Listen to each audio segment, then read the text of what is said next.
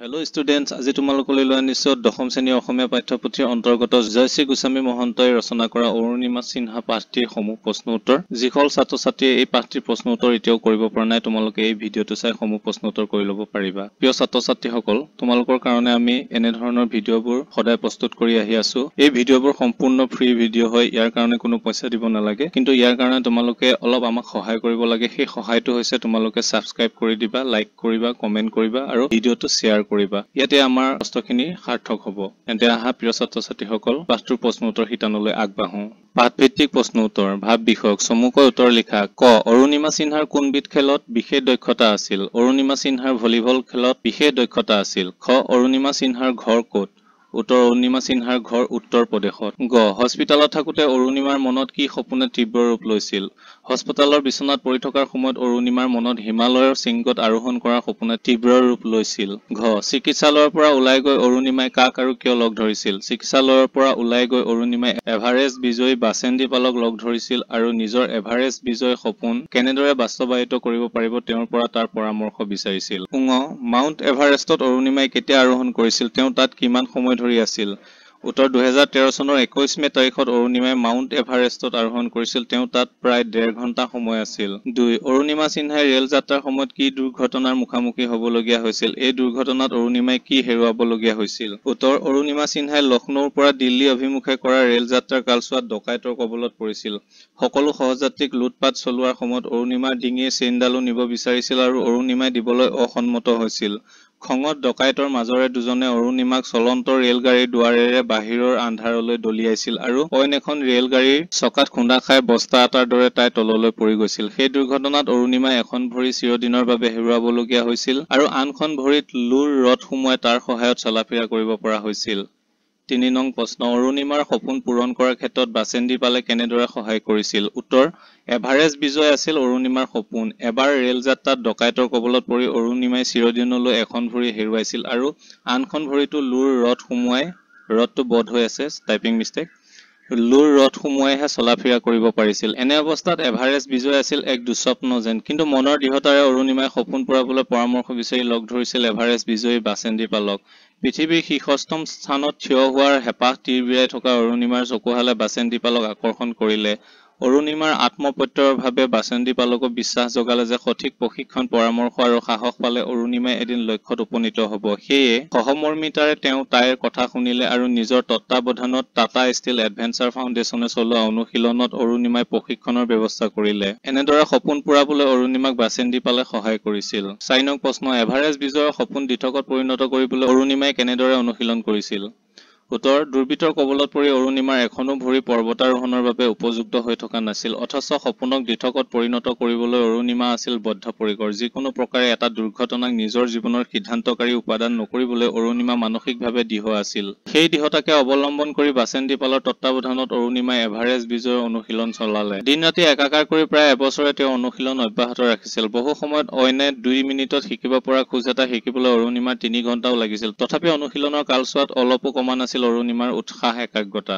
5 নং প্ৰশ্ন, অৰুণিমা সিনহাই কিয় লাডাখত থকা মাউণ্ট চামছেৰ কাংৰীৰ অভিযান সম্পূৰ্ণ কৰিব নোৱাৰিলে?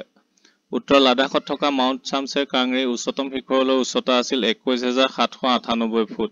অত্যন্ত আত্মবিশ্বাস আৰু প্ৰচুৰ অধ্যাৱসায়ৰ বলত অৰুণিমাই মাউণ্ট চামছেৰ কাংৰীৰ 21,108 ফুট উচ্চতালৈ আৰোহণ কৰিবলৈ সক্ষম হৈছিল। পিছে সেই সময়ত বতৰ আছিল একেবাৰে বেয়া, কাৰো বাবেই পৰ্বতাৰোহণ সম্ভৱ নাছিল। প্ৰতিকূল বতৰৰ বাবে কেৱল অৰুণিমাই নহয়, সকলোৱে শিখৰলৈ 690 ফুট মাত্ৰ বাকী থকা অৱস্থাতে আধাতে অভিযান সামৰি উভতিব লগা হৈছিল। 6 নং প্ৰশ্ন, অৰুণিমা সিনহাৰ এভাৰেষ্ট অভিযানৰ বৰ্ণনা দিয়া। উত্তৰ, এভাৰেষ্ট জয়ৰ সপোন অৰুণিমাৰ মনে প্ৰাণে সোমাই আছিল।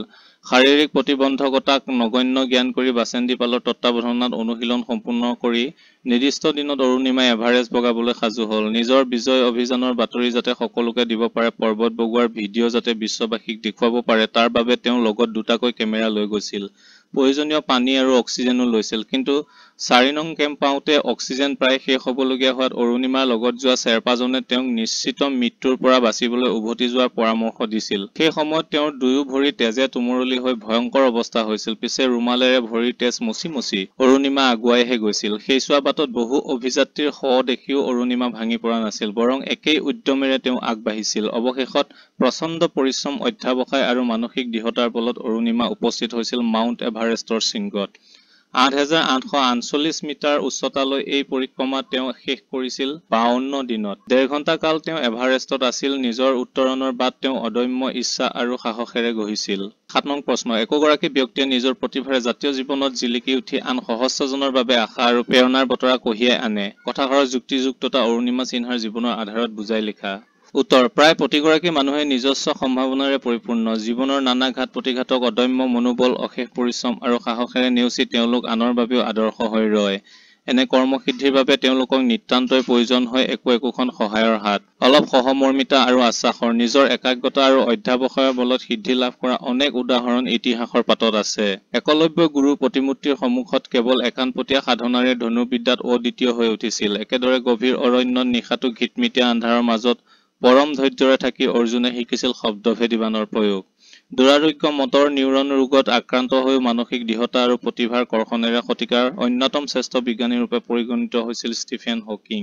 অৰুণিমা সিনহাও অদম্য মানসিক শক্তিৰ অধিকাৰী আছিল। দুৰ্ঘটনাত নিজৰ দুয়োখন ভৰি প্ৰায় অকামিলা হোৱা সত্ত্বেও তেওঁ এভাৰেষ্টত আৰোহণ কৰিবলৈ সক্ষম হৈছিল। ইয়াৰ মূলতে আছিল প্ৰচণ্ড আত্মবিশ্বাস আৰু অদম্য উদ্যম। অৰুণিমা সিনহাৰ দৰে বহু ব্যক্তি আছে যি নিজ প্ৰতিভাৰ কৰ্ষণেৰে নিজৰ লগতে অন্যৰো আগুৱাই যোৱাৰ বাট মুকলি কৰিছে। বাসেন্দি পালৰ দৰে ব্যক্তিত্বৰ সংস্পৰ্শ অৰুণিমাৰ আশ্ৰয় আছিল। সমাজৰ যিসকল লোক নিজ নিজ ক্ষেত্ৰত প্ৰতিষ্ঠিত, তেওঁলোকে অইন 10 জনক আগুৱাই নিব পাৰে। প্ৰশ্নোদ্ভূত কথাফাকিৰে লেখকে তাকেই ক'ব বিচাৰিছে। 8 নং প্ৰশ্ন। ক্ৰিকেট খেলুৱৈ যুৱৰাজ সিঙে অৰুণিমাক কেনেদৰে অনুপ্ৰাণিত কৰিছিল? উত্তৰ: ভাৰতীয় ক্ৰিকেট দলৰ তাৰকা খেলুৱৈ যুৱৰাজ সিং হাওঁফাওঁৰ কৰ্কট ৰোগত আক্ৰান্ত হোৱাৰ খবৰ অৰুণিমায়ো পাইছিল। বহুতে ভাবিছিল যুৱৰাজে খেলুৱৈ জীৱনলৈ আৰু প্ৰত্যাৱৰ্তন কৰিব নোৱাৰিব, কিন্তু উপযুক্ত চিকিৎসা আৰু অদম্য মানসিক দৃঢ়তাৰ বলত দুৰাৰোগ্য ৰোগৰ পৰা যুৱৰাজ আৰোগ্য হৈছিল। পুনৰ ক্ৰিকেটৰ মাজলৈ তেওঁ উভতিও আহিছিল। এই ঘটনাই অৰুণিমাক বাৰুকৈ প্ৰভাৱিত কৰিছিল। অদম্য মানসিক বল আৰু প্ৰচণ্ড ইচ্ছা শক্তি থাকিলে কোনো শাৰীৰিক বাধাই সপোন দিঠক হোৱাৰ বাট ৰুধিব নোৱাৰে। তাৰ পাছতো অৰুণিমা আৰু দৃঢ় হ'ল। নিজৰ সপোনৰ সাৰ্থকতাৰ বাবে কঠোৰ অনুশীলন কৰিলে, নিজৰ উত্তৰণৰ বাট নিজ প্ৰচেষ্টাৰে গঢ়িলে আৰু সফলো হ'ল। 9 নং চমুটোকা লিখা। উত্তৰ: বাসেন্দি পাল। মাউণ্ট এভাৰেষ্ট আৰোহণকাৰী প্ৰথমগৰাকী ভাৰতীয় মহিলা। 1986 চনত তেওঁ এই কাৰ্য সমাপন কৰিছিল। উত্তৰাখণ্ডৰ গড়ৱাল জিলাৰ নাকুৰিত 1954 চনৰ 24 মে'ত তেওঁ জন্মগ্ৰহণ কৰিছিল। শ্ৰী কিষাণ সিং পাল আৰু হংসা দেৱীৰ কন্যা বাসেন্দিয়ে স্নাতকোত্তৰ আৰু BEd ডিগ্ৰী লাভ কৰিছিল দেৰাদুনৰ পৰা। 12 বছৰ বয়সতে পৰ্বতাৰোহণৰ অভিজ্ঞতা অৰ্জন কৰা বাসেন্দি পাল নেশ্যনেল এডভেঞ্চাৰ ফাউণ্ডেশ্যনৰ প্ৰশিক্ষক আৰু টাটা ষ্টীল এডভেঞ্চাৰ ফাউণ্ডেশ্যনৰ প্ৰতিষ্ঠাপক। দেশে বিভিন্ন সন্মানেৰে বিভূষিত কৰা বাসেন্দি পালে নিজৰ পাৰদৰ্শিতাৰ বাবে বহু বঁটা বাহন লাভ কৰিছে। ভাৰতবৰ্ষৰ ক্ৰীড়াক্ষেত্ৰৰ সৰ্বোচ্চ সন্মান অৰ্জুন লাভ কৰাৰ লগতে তেওঁ দেশৰ চতুৰ্থ আৰু তৃতীয় সৰ্বোচ্চ অসামৰিক সন্মান পদ্মশ্ৰী আৰু পদ্মভূষণো লাভ কৰিছে।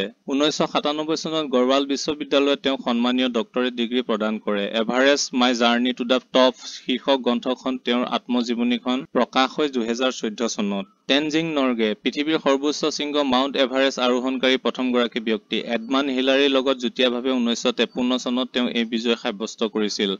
1914 চনত নেপালৰ খুম্বু অঞ্চলত জন্ম লাভ কৰা নৰগে প্ৰকৃত নাম নামগ্যাল ৱাংডি। 19 বছৰ বয়সতে তেওঁ শ্বেৰপা ৰূপে পৰিগণিত হৈছিল যদিও এভাৰেষ্ট আৰোহণৰ সুযোগ তেওঁ 1935 চনত প্ৰথমবাৰলৈ লাভ কৰিছিল। অৱশ্যে শৈশৱত তেওঁক এগৰাকী বৌদ্ধ ভিক্ষুৰ ৰূপতহে গঢ়ি তুলিব খোজা হৈছিল। দাৰ্জিলিঙৰ হিমালয়ান মাউণ্টেনিয়াৰিং ইনষ্টিটিউটৰ প্ৰথমগৰাকী সঞ্চালক আছিল নৰগে। 1975 চনত তেওঁ ভূটানৰ ৰজাৰ অনুমতি সাপেক্ষে এগৰাকী চিডাৰ গাইড ৰূপে কাম কৰে। নিজৰ দুঃসাহসিক অভিযানৰ বাবে জীৱনকালত নৰগে বহুতো সন্মান লাভ কৰে। গ্ৰেট ব্ৰিটেইনৰ সন্মানীয় জৰ্জ মেডেল তেওঁ লাভ কৰিছিল। অন্যান্য বঁটা বাহন আৰু সন্মানৰ লগতে তেওঁ লাভ কৰিছিল ভাৰতবৰ্ষৰ তৃতীয় সৰ্বোচ্চ অসামৰিক সন্মান পদ্মভূষণ। 2013 চনত তেওঁৰ সন্মানাৰ্থে নেপাল চৰকাৰে এখন পৰ্বতৰ নাম ৰাখিছিল টেনজিং পিক। 2015 চনত প্লুটো গ্ৰহত আৱিষ্কৃত 3.4 কিলোমিটাৰ উচ্চতাৰ পৰ্বতমালাৰ নামকৰণো হৈছিল টেনজিং মন্স বুলি। 1986 চনত 71 বছৰত তেওঁ দাৰ্জিলিঙত মৃত্যুবৰণ কৰে। Stephen Hawking.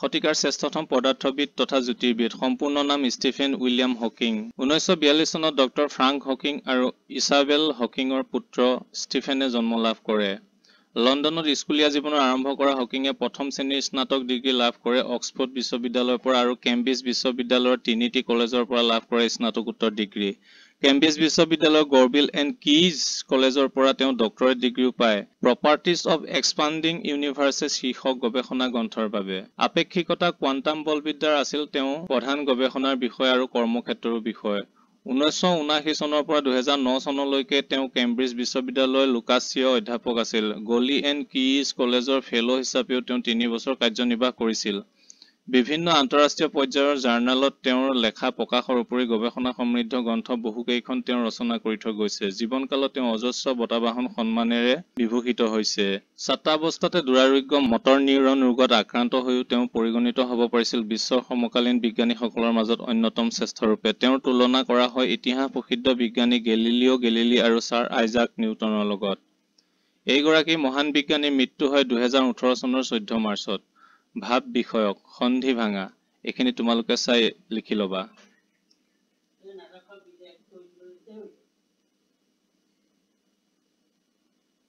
2 নম্বৰ তলৰ শব্দকেইটাৰ উপসৰ্গ ভাঙি দেখুওৱা অনুৰাগ অনুভৱ অভিনয় প্ৰতিফল ইয়াৰ উত্তৰসমূহ লিখি দিছো চাই লবা অতিৰিক্ত প্ৰশ্ন উত্তৰ অতি চমু প্ৰশ্ন উত্তৰ ক অৰুণিমা সিনহাই যাত্ৰা কৰা ৰেলগাড়ীখন ক'ৰ পৰা ক'লৈ গৈ আছিল উত্তৰ অৰুণিমা সিনহাই যাত্ৰা কৰা ৰেলগাড়ীখন লক্ষ্ণৌৰ পৰা দিল্লী অভিমুখে গৈ আছিল খ অৰুণিমা সিনহা ৰেল আলিৰ কাষত পৰি থকা অৱস্থাত তেওঁৰ কাষেৰে কিমানখন ৰেলগাড়ী পাৰ হৈ গৈছিল অৰুণিমা সিনহা ৰেল আলিৰ কাষত পৰি থকা অৱস্থাত তেওঁৰ কাষেৰে 39খন ৰেলগাড়ী পাৰ হৈ গৈছিল গ অৰুণিমা সিনহাই দুৰ্ঘটনাটোত কি হেৰুৱাইছিল উত্তৰ অৰুণিমা সিনহাই দুৰ্ঘটনাটোত এখন ভৰি হেৰুৱাইছিল ঘ গুৰুতৰভাৱে আহত অৰুণিমাক কোনখন চিকিৎসালয়ত ভৰ্তি কৰোৱা হৈছিল উত্তৰ গুৰুতৰভাৱে আহত অৰুণিমাক নতুন Delhi all India institute of medical সায়েন্সত ভৰ্তি কৰা হৈছিল উঙ অৰুণিমা কিমান সময় ৰেল আলিৰ কাষত পৰি আছিল অৰুণিমা প্ৰায় 7 ঘণ্টা সময় ধৰি ৰেল আলিৰ কাষত পৰি আছিল প্ৰথম অৰুণিমাই ক'ৰ পৰা পৰ্বতাৰোহণৰ প্ৰশিক্ষণ গ্ৰহণ কৰিছিল অৰুণিমাই টাটা ষ্টীল এডভেঞ্চাৰ ফাউণ্ডেশ্যনৰ পৰা পৰ্বতাৰোহণৰ প্ৰশিক্ষণ গ্ৰহণ কৰিছিল দ্বিতীয়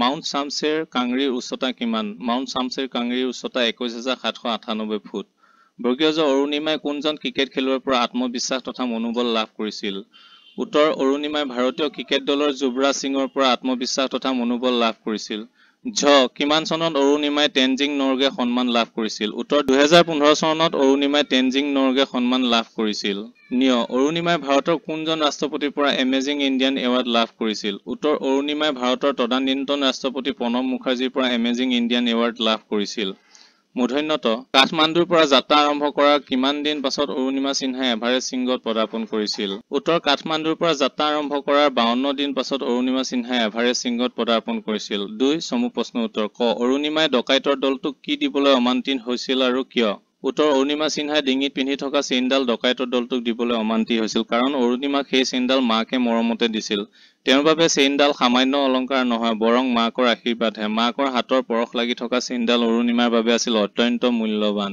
সেই ডকাইতৰ দলটোলৈ ভয় নকৰি তেওঁ চেইনডাল পিন্ধি আছিল খ অৰুণিমাৰ পৰ্বতাৰোহণৰ আকাংক্ষা দেখি বিভিন্নজনে তেওঁক কি পৰামৰ্শ দিছিল উত্তৰ অৰুণিমাৰ পৰ্বতাৰোহণৰ আকাংক্ষা দেখি বহুজনে তেওঁক সেই আকাংক্ষা ত্যাগ কৰিবলৈ পৰামৰ্শ দিছিল কাৰণ দুৰ্বৃত্তৰ কবলত পৰি অৰুণিমাই এখন ভৰি হেৰুৱাইছিল আৰু আনখন থাকিও নথকাৰ দৰে তেনেস্থলত পৰ্বতাৰোহণৰ কঠিন কৌশল আৰু পৰিশ্ৰমত অৰুণিমাই সফল হোৱাটো অসম্ভৱ বৰং অত্যাধিক পৰিশ্ৰমে ভৰি দুখনলৈ বিপদহে মাতি আনিব পাৰে সেয়ে এনে সপোন ত্যাগ কৰি সাধাৰণভাৱে জীৱন অতিবাহিত কৰিবলৈ বহু লোকে অৰুণিমাক পৰামৰ্শ দিছিল গ অৰুণিমাই ক'ৰ পৰা আৰু কাৰ তত্ত্বাৱধানত পৰ্বতাৰোহণৰ অনুশীলন গ্ৰহণ কৰিছিল উত্তৰ অৰুণিমাই উত্তৰ কাশীত থকা ইকো এভাৰেষ্ট এক্সপেডিশ্যন গ্ৰুপত যোগ দি বাসেন্দ্ৰী পালৰ তত্ত্বাৱধানত টাটা ষ্টীল এডভেঞ্চাৰ ফাউণ্ডেশ্যনত চলোৱা অনুশীলন কেম্পত প্ৰশিক্ষণ লৈছিল ঘ ইমানখিনিলৈ আহি আৰু উভতি যোৱাৰ প্ৰশ্ন উঠে যি হয় দেখা যাব এই কথাষাৰ কোনে কাক আৰু কিয় কৈছিল উত্তৰ প্ৰশ্নোদ্ভূত কথাষাৰ অৰুণিমাই এভাৰেষ্ট আৰোহণৰ সময়ত তেওঁৰ লগত যোৱা শ্বেৰপাজনক কৈছিল এভাৰেষ্ট আৰোহণৰ বাবে যাওঁতে অৰুণিমাই লগত লৈ গৈছিল পানী আৰু অক্সিজেন কিন্তু 4 নং কেম্প পাওঁতে লগত নিয়া অক্সিজেন প্ৰায় শেষ হৈছিলগৈ সেই সময়ত দুয়ো ভৰিৰ পৰা ভয়ংকৰভাৱে তেজো নিগৰিছিল অৰুণিমাৰ আসন্ন মৃত্যুৰ সম্ভাৱনা দেখি লগত যোৱা শ্বেৰপাজনে তেওঁক উভতি যোৱাৰ কথা কৈছিল কিন্তু অদম্য আত্মবিশ্বাসী অৰুণিমাই প্ৰশ্নোদ্ধৃত কথাষাৰিৰে শ্বেৰপাক নিজৰ ইচ্ছাৰ কথা জনাইছিল উঙ অৰুণিমা সিনহাই কি বঁটা তথা সন্মান লাভ কৰিছিল? উত্তৰ এভাৰেষ্ট আৰোহণ কৰিবলৈ সক্ষম হোৱা অৰুণিমা সিনহাই তেওঁৰ উল্লেখনীয় সাফল্যৰ বাবে 2015 চনত লাভ কৰে ভাৰতবৰ্ষৰ চতুৰ্থ সৰ্বোচ্চ অসামৰিক সন্মান পদ্মশ্ৰী। একে বৰ্ষতে দেশৰ ৰাষ্ট্ৰপতি প্ৰণৱ মুখাৰ্জীৰ পৰা তেওঁ লাভ কৰে তেনজিং নৰ্গে সন্মান। 2014 চনত লাভ কৰে এমেজিং ইণ্ডিয়ান এৱাৰ্ড। প্ৰিয় ছাত্ৰ-ছাত্ৰীসকল, অৰুণিমা সিনহা প্ৰাৰ্থীৰ প্ৰশ্ন উত্তৰ ইমানতে সমাপ্ত হৈছে। অন্য এটি পাঠৰ প্ৰশ্ন উত্তৰ লৈ শীঘ্ৰেই তোমালোকৰ কাষলৈ আহি আছো। ধন্যবাদ।